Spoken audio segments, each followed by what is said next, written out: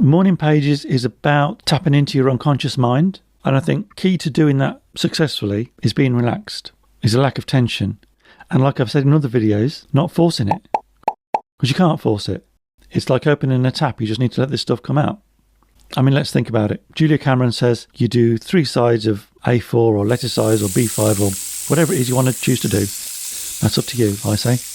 You do 3 sides and you do it every morning. A5 might be more doable, but this stuff gets easier with practice. And if you're just starting off, I wouldn't expect it to be easy from the get-go, because it's not.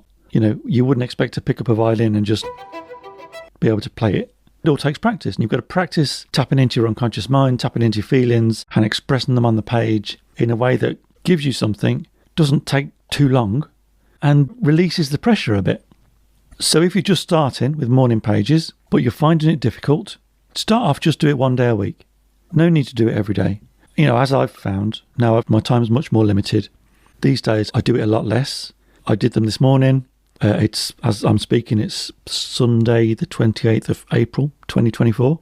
I did them this morning and I did them last Sunday. And all through the week I've had this sort of awareness that I'm not doing them. Even on the days I could do them, I'm not doing them. So that's a bit of tension. But also, you know, do I not need to do them anymore? Do I not feel the need to do them anymore? But then the ones I did this morning, I did get a couple of little nuggets out of them. So I think they are still worthwhile.